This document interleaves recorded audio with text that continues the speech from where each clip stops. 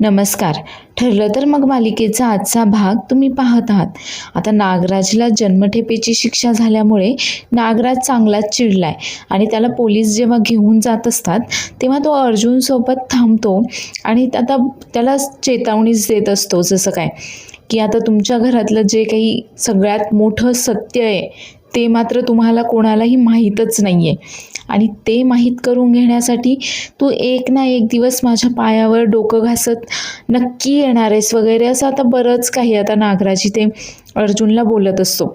आणि वर त्याला बोलतो की तुला माहीत आहे का की महाभारतामध्ये त्या मायासूर राक्षसाने कसं पांडवांसाठी ती माया सभा बनवली होती मायेची, की कुठलं पाणी आहे कुठली जमीन आहे काही समजतही नव्हतं तिथे. तसंच आता तुमच्या बाबतीत देखील झालं आहे. नाही म्हणजे काय सत्य आहे काय खोटं आहे हे तुम्हाला देखील समजत नाही आहे, पण सगळ्या गोष्टी तुमच्या डोळ्यासमोरच आहेत. आणि यामुळे मी आता फक्त वाट पाहत राहणार आहे की कधी आग लागते वगैरे, मी फक्त याचीच वाट पाहतोय. आता असं बरंच काही नागराज आता अर्जुनला बोलत असतो आणि त्याला खरंच असं वाटतं की असं काही बोलल्यानंतर वगैरे आता सायली आणि अर्जुन मात्र आता सत्य काय आहे हे जाणून घेण्यासाठी आता नागराजच्या पाया पडतील. पण खरं तर असं काहीही होणार नाही आहे हे आपल्यालाही माहीत आहे. कदाचित आता नागराज हे जे काही यांना बोलत असतो की तुम्हाला सत्य माहीत नाही आहे वगैरे, तर मला तरी असंच वाटतंय की हा तन्वीविषयीच बोलत असावा की खरी तन्वी कोण आहे खोटी तन्वी कोण आहे वगैरे हे तुम्हाला माहीत नाही आहे. आणि अस्मिताचा नवरा जो आहे सचिन, आता ह्या दोन जे मोठे सत्य आता या सुभेदारांच्या घरामध्ये आहेत, आता ह्या दोन सत्यांबद्दलच कदाचित आता नागराज या दोघांनाही धमकावत असावा. तर त्याचं हे सगळं काही बोलणं ऐकून घेतल्यानंतर मात्र अर्जुन त्याला बोलतो की हे बघ, हे असं काहीही होणार नाही आहे आणि सत्य कितीही मोठं असू देत कितीही लपून राहू देत, मी मात्र ते शोधून काढेलच. त्यावर आता सायली देखील बोलते की नागराज, तुझा खेळ मात्र आता संपलाय आणि आता आम्ही त्या सत्यापर्यंत पोहोचूच, त्यासाठी मात्र आम्हाला तुझ्या मदतीची वगैरे गरज नाहीच आहे. त्यावर खरं तर आता नागराज देखील खूप म्हणजे असं चिडूनच बोलत असतो त्यांना की तुम्हाला काहीही झालं तरी हे सत्य जाणून घेण्यासाठी वगैरे माझी गरज लागणारच आहे, असं काहीसं तो बोलत असतो. आता तो काही बोलणार तेवढ्यातच आता रविराजही त्याला पुढे बोलतो की नागराज, अरे तुला भाऊ म्हणून घेण्याची देखील लाज वाटतेय मला. नाही म्हणजे इतके दिवस तू आमच्यावर प्रेम असल्याचं नाटक करत होतास, मात्र तुझा सगळा खरा चेहरा आज आमच्या समोर आलाय आणि तू मात्र आता जेलमधून काही बाहेर येत नसतोस, तुझं आता सगळं आयुष्य जेलमध्येच जाणार आहे वगैरे, असं रविराज देखील आता या नागराजला बोलतो. आता मात्र रविराज बोलत असताना नागराज मात्र खाली मान घालून तसाच उभा असतो. तो रविराजला मात्र काही एक उलट उत्तर देत नाही. आता खरं तर त्याचा सगळा काही राग जो आहे तो आता सायली आणि अर्जुनवरच आहे, कारण त्याचं असं म्हणणं आहे की आता सायली आणि अर्जुनमुळेच आता त्याला एवढी जन्मठेपेची शिक्षा वगैरे झाली आहे. तर आता रविराजचं बोलून झाल्यानंतर रविराज पोलिसांना सांगतो की घेऊन जा याला. आणि आता इन्स्पेक्टर सावंत देखील त्यांच्या कॉन्स्टेबलला सांगून आता नागराजला तिथून घेऊन जाण्यासाठी सांगतात. तर जाता जाता देखील आता नागराज एकदा थांबतो आणि मागे वळून सायली आणि अर्जुनकडे पाहतो आणि एकदम खुन्नस देऊन त्यांच्याकडे हाताने इशारा करत असतो. कदाचित तो आता त्यांना धमकी देतोय की आता एक ना एक दिवस तुम्ही हे सत्य जाणून घेण्यासाठी माझ्या पायाशी नाक घासत नक्कीच याल म्हणून. तर आता नागराजला तिथून घेऊन गेल्यानंतर मात्र आता सर्वच जण घरी जाण्यासाठी निघतात. तर तेवढ्यातच सायली बोलते की मी घरी कळवते, घरीही सर्वजण निकालाची वाट पाहत असतील. आणि आता सायली पूर्ण आजीला निकाल सांगण्यासाठी फोन करते. पण खरं तर आता सचिन इकडे आल्यामुळे कल्पना आणि पूर्ण आजी मात्र आधीपासूनच खूप नाराज असतात. बिचाऱ्या दोघीही विचारांमध्ये बुडलेल्या असतात. तर सायली आजीला सांगते की निकाल आपल्या मनासारखा लागलाय, नागराजला शिक्षा झाली आहे. आता हे ऐकून खरं तर पूर्ण आजीलाही आनंद होतो, पण आता अस्मिता आणि सचिनच्या दुःखामध्ये तीही बुडालेली असते आणि हे तिच्या बोलण्यातून स्पष्ट तिची नाराजी दिसत असते. त्यावर सायली बोलते की काय झालं पूर्ण आजी, तुमचा आवाज का असा नाराज असल्यासारखा वाटतोय.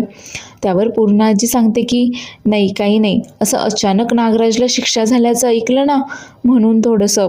नाही तुम्ही सगळेजण कधी येत आहे बरं घरी?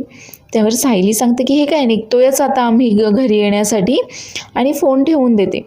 पण आता सायली विचार करत असते की पूर्णा आजीचा आवाज असा का येत होता, नक्की काय झालं असेल बरं. आणि आता तेवढ्यातच रविराज सायलीला आवाज देतो आणि बोलतो की निघूयात का, आणि आता सगळेजण घरी येण्यासाठी निघतात.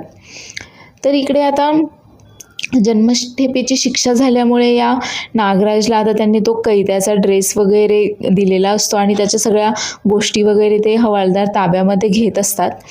तर तेव्हा देखील आता या नागराजला हेच आठवत असतं की कोर्टामध्ये इतके दिवस तोंड बंद ठेवलेल्या महिपतने आज अचानक असं तोंड कसं काय उघडलं. नाही म्हणजे एका रात्रीमधून असं काय झालं की महिपतला साक्षीची धमकी देऊन देखील त्याने आज तोंड उघडलं, आणि आज जज साहेबांनी सुद्धा त्याची साक्ष ग्राह्य धरून आता मला शिक्षा दिली वगैरे. तर खरं तर त्याचं लक्षही नसतं आणि ते हवालदार सारखे त्याला त्याच्या वस्तू जमा करायला आणि सही करायला सांगत असतात. आता हा नागराज तिथे सही वगैरे करतो, तर तेवढ्यातच आता तिथे तन्वी येते. आता नागराजला खरं तर हे असं कैद्याच्या ड्रेसमध्ये वगैरे पाहून तन्वीला खरं तर खूप हसू येत असतं. पण आता नागराज समोर आता नाटक करायचं म्हणून ती आता बोलते नागराज काका, नागराज काका. आता खरं तर पहिल्यांदा नागराज तिच्याकडे लक्षही देत नाही, पण आता तिने 2-3 वेळा आवाज दिल्यानंतर नागराज तिच्याकडे लक्ष देतो. त्यावर आता तन्वी त्याच्यासमोर नाटक करत असते. हे असं कसं झालं हो? नाही म्हणजे खूपच वाईट झालं ना. कदाचित ना तुम्ही जेलमध्ये जाणार हे आधीच ठरलेलं असावं, आधीच ठरलेलं असणार की तुम्हाला शिक्षा होणार आहे म्हणून. नाही म्हणजे पहा ना, एका रात्रीतून असं काय झालं की महिपतने लगेच तोंड उघडलं आणि सगळे पत्ते कसे अर्जुनच्या हातामध्ये गेले. अर्जुनने ते कॉल रेकॉर्डिंग काय ऐकवलं कोर्टामध्ये, आणि तुम्हाला शिक्षा काय झाली वगैरे. त्यावर नागराज खरं तर आता तन्वीवर खूप चिडलेला असतो आणि बोलतो की ए गप कर, तुला काय वाटतंय हां? तुझी ही नाटकं काय माझ्या लक्षात येत नाही आहेत का? माझं सगळं काही लक्षात येतं आहे. आणि मला एक सांग की इतके दिवस गप्प असलेला महिपतने एका रात्रीतून असं काय झालं की त्याने लगेच तोंड उघडवलं? आणि महिपतचा फोन तो अर्जुनपर्यंत पोहोचलाच कसा काय गेला महिपतचा फोन अर्जुनकडे? आता हे ऐकल्यावर तन्वी पण मात्र आता जाम घाबरून गेली आहे आणि वर नागराजलाच बोलते की मला काय माहिती. नाही म्हणजे त्याला आपण किडनॅप केलं तेव्हा तर त्याच्याकडे फोन नव्हता ना, त्याचा फोन हरवला होता ना. मग तुम्हीच उचलून ठेवला असेल, तुमच्या घरामध्ये वगैरे लपवला असेल आणि नंतर तो सुमनच्या हाती लागला असेल. सुमननेच तो फोन अर्जुनला दिला असेल वगैरे. त्यावर नागराज बोलतो की तू काय मला वेडं समजतेस का? माझ्यासमोर डबल गेम करतेस काय तू? पण लक्षात ठेव, मी महिपतला तर मारणारच आहे, पण तुला देखील मारणार आहे, समजलं ना.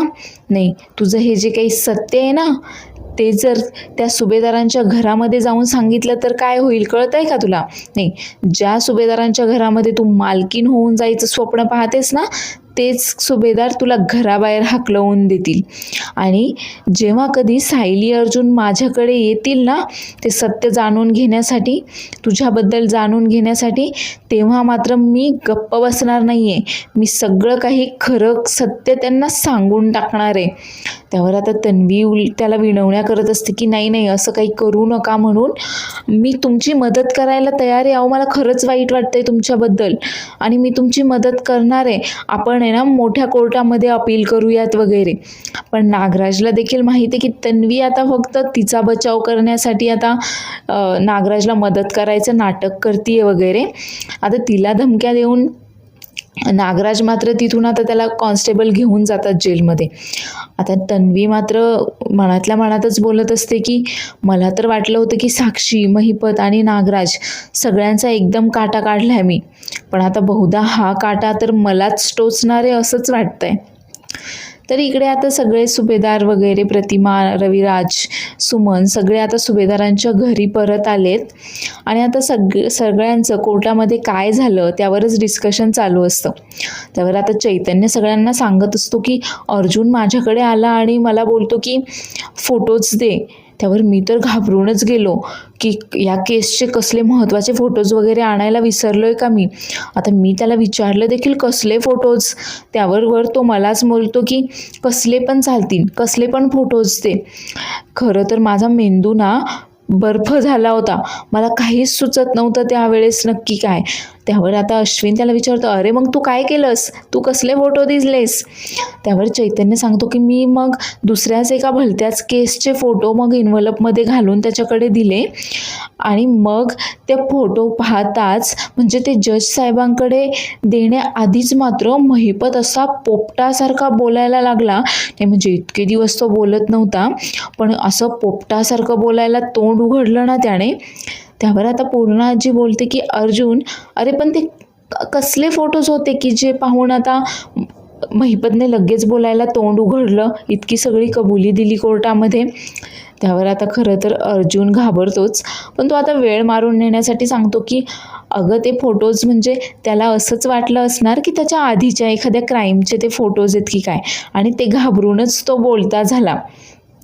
त्यावर आता रविराज देखील अर्जुनला बोलतो की अर्जुन, नाही म्हणजे बरं झालं त्या महिपतच्या फोनमधील रेकॉर्डिंग जे आहे ते तू आधी कोर्टासमोर आणलं नाहीस, आत्ता आणलंस. नाही म्हणजे आपण त्याचा जो व्हिडिओ वगैरे दाखवला होता त्याचा ऑथेंटिसिटीचं आपल्याकडे सर्टिफिकेट असून सुद्धा कोर्टाने तो व्हिडिओ फेक नसेल कशावरून हा प्रश्न उपस्थित केला होता. नाही म्हणजे या कॉल रेकॉर्डिंगवर देखील असा प्रश्न उपस्थित होऊच शकला असता. त्यामुळे बरं झालं की तू ह्या सगळ्या जे पुरावे आहेत, व्हिडिओ जे आहेत ते आजच्या केसमध्ये दाखवलेस आणि बाजीच पलटवून टाकली तर. त्यावर आता अर्जुन देखील बोलतो की हो, आणि सिनियर मी हे सगळं काही तुझ्याकडूनच तर शिकलो आहे. त्यावर आता खरं तर अर्जुनने आज जी काही केस लढवलेली असते, जी काही हुशारी दाखवलेली असते त्याबद्दल रविराजला देखील त्याचं खूप कौतुक वाटत असतं. आणि आता रविराज बोलतो की म्हणूनच मी तुझ्यासाठी काहीतरी आणलं आहे. त्यावर कल्पना लगेच बोलते, म्हणजे तुम्ही गिफ्ट आणलं आहे का अर्जुनसाठी. आणि आता रविराज त्याच्या खिशातील एक पेन काढून अर्जुन समोर धरतो आणि त्याला बोलतो की हे पेन मला माझ्या गुरूंनी दिलं होतं. ते त्या काळातील सर्वश्रेष्ठ वकील होते आणि ते एकदा माझ्या हिअरिंग ऐकायला कोर्टामध्ये आले होते आणि तेव्हा त्यांनी इम्प्रेस होऊन मला हे पेन दिलं होतं. आणि तेव्हा त्यांनी मला हे देखील सांगितलं होतं की तुला जर तुझ्यापेक्षा हुशार कोणी वकील भेटला तर त्याला हे पेन दे म्हणून. आणि आज मला तू भेटला आहेस आणि म्हणून मी तुला ते पेन गिफ्ट करतोय. तर आता रविराज अर्जुनला ते पेन गिफ्ट करतो आणि भारावून जाऊन अर्जुन रविराजला मिठीच मारतो. त्यानंतर आता रविराज सायलीचा हात पकडतो आणि बोलतो की सायली, खरं तर तू खूप जास्त धडपड केली आहेस आमचा गुन्हेगार पकडवून देण्यासाठी. खरं तर ही सगळी धडपड आमच्या मुलीने करायला हवी होती, कारण नागराजने सगळ्यात जास्त नुकसान तर तिचंच केलं आहे. पण तिला मात्र या सगळ्याशी काही घेणं देणं नाही आहे आणि ती सगळ्या जबाबदाऱ्या ज्या आहेत त्या तू पार पाडल्यास. तू आमच्या गुन्हेगाराला शिक्षा घडवून आणण्यासाठी खूप धडपड केली आहेस. आता प्रतिमा आणि रविराज देखील खूप भारावून गेलेले असतात. सायली देखील खूप भारावून गेलेली असते आता रविराजच्या तोंडून तिचं एवढं सगळं कौतुक ऐकल्यानंतर. तर प्रतिमा देखील आता उठून सायलीला मिठी मारते, तर रविराज देखील आता त्या दोघींनाही मिठी मारतो. मात्र हे सगळं आता ऐकल्यानंतर रविराजच्या तोंडून अश्विन मात्र थोडासा नाराज झालेला असतो तन्वीच्या बाबतीत आता हे असं काही रविराजच्या तोंडून ऐकल्यावर. तर आता सगळेजण हॉलमध्ये बसलेले असतात, तर आता अस्मिता मात्र तिच्या खोलीमध्येच असते. ती आता कसलंसं गर्भसंस्कारांचं पुस्तक वाचत असते.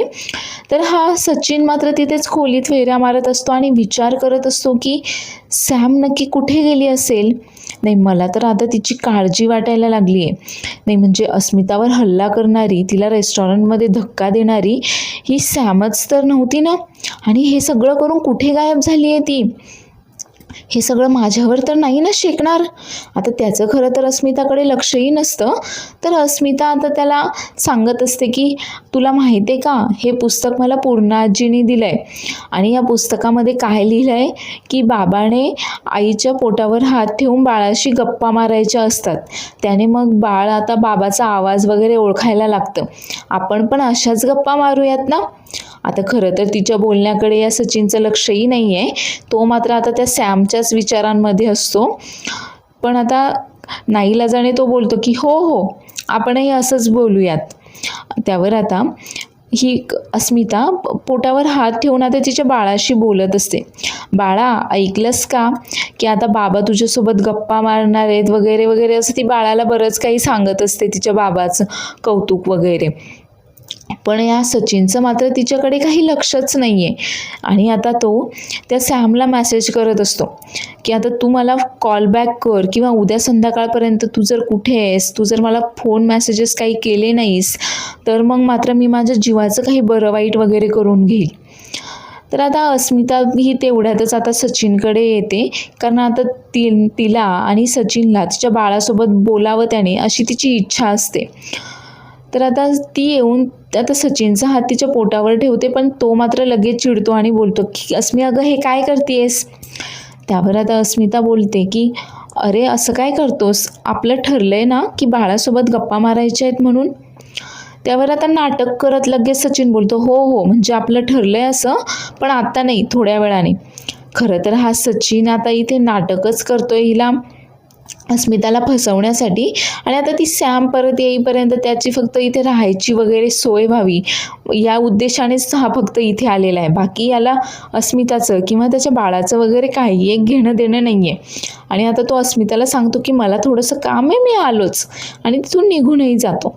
खरं तर अस्मिता त्याच्या या वागण्याने दुखावलेली असते, पण आता ती एक मोठा श्वास घेऊन सोडते आणि बोलते की हरकत नाही, काही दिवसांमध्ये ना गोष्टीच अशा घडल्या आहेत, पण होईल सगळं ठीक. तर बाहेर आता इकडे हॉलमध्ये ज्याप्रमाणे रविराजने आता अर्जुनला गिफ्ट दिलं आहे, त्याचप्रमाणे आता प्रतिमाने देखील सायलीसाठी एक गिफ्ट आणलं आहे. आणि आता ते गिफ्ट पाहिल्यावर सायलीला देखील ते खूप आवडतं आणि सायली बोलते की मी ते देवासमोर ठेवून येते. आता सायली ते गिफ्ट देवासमोर ठेवायला जाते, तर तेवढ्यातच आता प्रतिमा, रविराज आणि सुमन जायला निघतात. त्यावर आता पूर्णाजी बोलते की अरे आता होळी झाल्यावर जा ना, आता होळी देखील जवळ आली आहे. त्यावर रविराज बोलतो की नाही, आता खूप दिवस राहिलो आम्ही इथे, आता मात्र आम्हाला निघायला हवं आहे. त्यावर पूर्णाजी त्यांना समजावते. त्यावर प्रतापही बोलतो हे काय, आता सुप्रीम कोर्टाचा आदेश म्हटल्यावर तुम्हाला इथे थांबावंच लागेल. तेवढ्यात कल्पना देखील बोलते की हो ना, आणि तिथे गेल्यावर तुम्हाला नागराज भाऊजींची आठवण देखील येईल, त्यापेक्षा तुम्ही थोडे दिवस इथेच राहा. तेवढ्यातच सुमन बोलते की हो, नाही म्हणजे आठवण तर येणारच आहे, पण आम्हाला आमच्या घरी जावंही लागेल ना, आम्ही किती दिवस इथे राहणार आहोत. हे आमच्या सर्वांसमोर प्रेमाचं नाटक करत होते आणि खरं तर माझ्या ही गोष्ट लक्षात देखील आले नाही इतके दिवस. त्यावर रविराज सुमनला समजावत बोलतो की सुमन, अगं खरं तर आपलं देखील त्याच्यावर तेवढंच प्रेम होतं आणि म्हणूनच त्याच्या हे नाटक वगैरे आपल्या लक्षामध्ये आलं नाही, पण तू या सगळ्याचं वाईट वाटून घेऊ नकोस.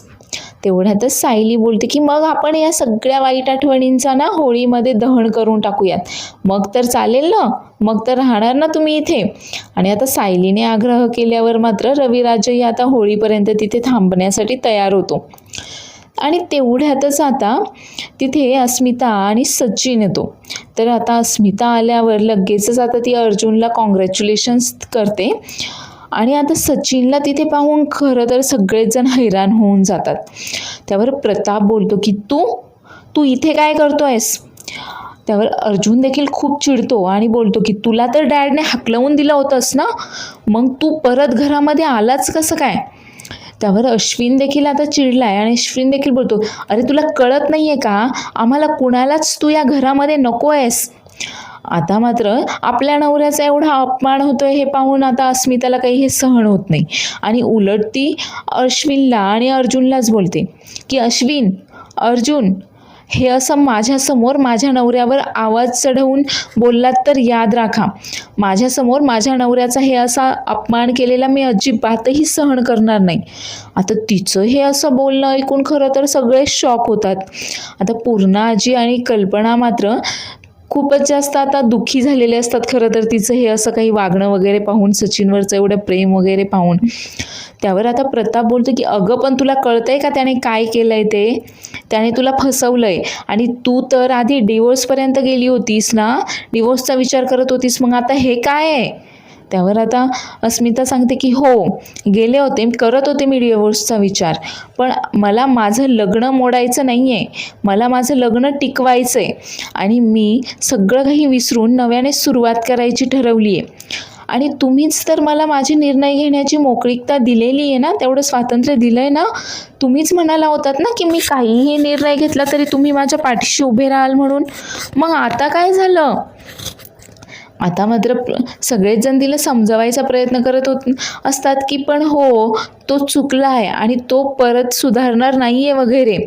आता मात्र सचिन सगळ्यांसमोर नाटक करतो की जसं काय मला खूपच वाईट वाटलं आहे असं, आणि बोलतो की अस्मी, अगं आपलं काय ठरलं आहे? तू प्रॉमिस केलं आहे ना मला की तू अशी चिडचिड करणार नाही आहेस म्हणून. अगं मग तू शांत हो ना. नाही म्हणजे सगळ्यांचा माझ्यावरील राग तो साहजिकच आहे, मी समजूही शकतो, पण तू का स्वतःला त्रास करून घेतेयस? आपण वॉकला जाणार होतो ना. त्यावर आता अस्मिता बोलते हो चल, आपण वॉकला जाणार होतो, आपण वॉकलाच जाऊयात. आणि आता ते दोघेही तिथून निघून जातात. पण खरं तर आता हा सचिन परत घरात आल्यामुळे जो काही गोंधळ उडाला आहे आता सुभेदारांच्या घरामध्ये, त्याने आता खरंच तर सगळेच खूप शॉक झालेत आणि सगळ्यांना चांगलाच मोठा धक्का बसला आहे. तर दुसरीकडे आता इकडे ही तन्वी मात्र आता त्या जेलमधून नागराजला भेटून बाहेर निघाली आहे आणि आता विचार करते की स्वतःशीच बडबडत करत असते ती गाडीमध्ये बसून, की आता सुभेदारांना असं दाखवायला पाहिजे की नागराजला शिव्या घालायच्या सुभेदारांसमोर आणि नागराजसमोर सुभेदारांना शिव्या घालायच्या. आता मला हे नाटक ना हे असंच करावं लागणार आहे. नाही म्हणजे नागराजला फक्त मदत केल्याचं नाटक करायचं, मदत मात्र करायचीच नाही. आणि हे नाहीतर हे तिघे जर एकत्र आले ना, साक्षी, महिपत, नागराज, मग मात्र माझं काही खरं नाही. त्यामुळे मला हे नाटक आता असंच कंटिन्यू करावं लागणार आहे. त्यामुळे आता ती थोडंसं सिंदूर वगैरे लावते, डोक्यावरून पदर वगैरे घेते आणि आता अश्विनला व्हिडिओ कॉल करते. आता तिचा हे असं अवतार पाहून खरं तर हा अश्विनही थोडासा शॉकच होतो आणि विचारतो की तन्वी, अगं हे सगळं काय आहे? हे कुंकू, पदर वगैरे काय आहे हे सगळं? आणि कुठे आहेस तू? त्यावर आता तन्वी बोलते की अरे मी ना मंदिरामध्ये आले होते. त्यावर आता अश्विन विचारतो की अगं तू कोर्टात गेली होतीस ना, मग तू सगळ्यांसोबत घरी का नाही आलीस? त्यावर आता तन्वी सांगते की अरे कोर्टातूनच मी मंदिरामध्ये गेले होते. मी देवाला नवस केला होता ना की आम्हाला जर न्याय मिळाला तर मी 50 प्रदक्षिणा मारेल, तेवती ज्योत हातावर घेऊन देवाची आरती करेल, मग त्यासाठीच आता मी मंदिरामध्ये आले होते. अरे नाही म्हणजे नागराज काका किती दृष्ट निघाला ना, किती नुकसान केले त्याने आमचं, किती दिवस फसवले त्याने आम्हाला वगैरे. त्यावर आता हे सगळं ऐकल्यानंतर अश्विन तर थोडा शॉकच होतो आणि त्यालाही खरं तर तन्वीवर विश्वासच नसतो की तन्वी हे असं काहीही करू शकते म्हणून. त्यावर आता अश्विन बोलतो की अरे बाळा, नक्की तुला काय झालंय? तुला ताप वगैरे आलाय का? डोक्याबिक्यावर पडली आहेस का तू ठीक आहेस ना?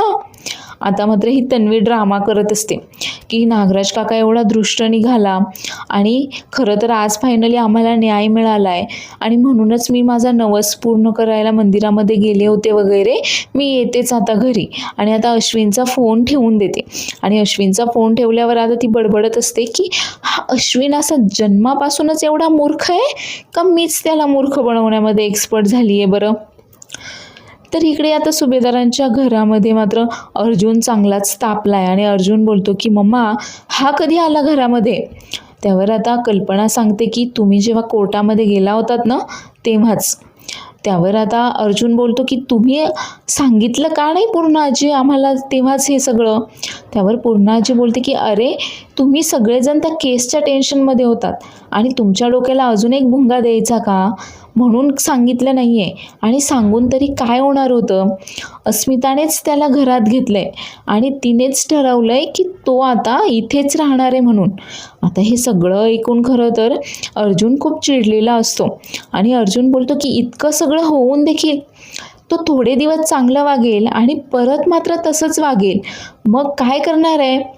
त्यावर पूर्णाजी बोलते की हे सगळं आम्हाला देखील कळतं आहे, पण अरे ही वेळ अस्मिताला समजवण्याची वगैरे नाही आहे. ती समजून घेण्याच्या मनस्थितीमध्येच नाही आहे. आपण फक्त तिला तोपर्यंत समजावू शकतो जोपर्यंत बायकोला नवऱ्याची काही चूक आहे असं वाटतंय आणि तिला मात्र तसं अजिबातही काही वाटत नाही आहे. मग काय समजावणार आहोत बरं आपण तिला. त्यावर आता अर्जुन देखील खूप जास्त चिडला आहे आणि अर्जुन बोलतो की नाही, मी तिला आत्ताच्या आत्ता घराबाहेर काढणार आहे. त्यावर आता पूर्णाजी त्याला समजावते की हे बघ, आपण सल्ला देणं आणि एखाद्याच्या नात्यामध्ये लुडबुड करणं या दोन वेगळ्या गोष्टी आहेत. आपण असं काही एक करू शकत नाही आहे. अर्जुन खूप चिडला आहे आणि म्हणतोय की ठीक आहे, मी मात्र तिच्या फ्युचरचा विचार करतोय, तुम्ही फक्त आजचाच विचार करा. तर पुढील भागामध्ये आपण पाहणार आहोत की आता सायली अर्जुनला विचारते की ते फोटोज मात्र नक्की कसले होते. तर आता तन्वी आता ते डोक्यावर पदर वगैरे घेऊन घरात आली आहे आणि घरी आल्यानंतर रविराज मात्र तिला बोलतो की जे तू करायला हवं होतंस ते सायलीने केलं आहे आणि आम्हाला मुलगी म्हणून तुझ्याबद्दल काही माया राहिलीच नाही आहे. आम्ही तो मान आता सायलीला दिलेला आहे. आता हे ऐकून तन्वीही चांगलीच चिडली आहे, तर सायली मात्र भारावून गेली आहे. आता दुसऱ्या दिवशी आवरून वगैरे सायली आता अर्जुनला बोलते की चला आपल्याला तर महिपतला भेटायला जायचं आहे ना, मीही येते. त्यावर आता अर्जुन विचार करत असतो की सायली समोर महिपतने आता त्या डीलबद्दल वगैरे काही बोलायला नको आहे, नाहीतर माझं भांडं फुटेल. तर एपिसोड आवडला असल्यास चॅनेलला लाईक, शेअर आणि सबस्क्राईब करायला विसरू नका. धन्यवाद.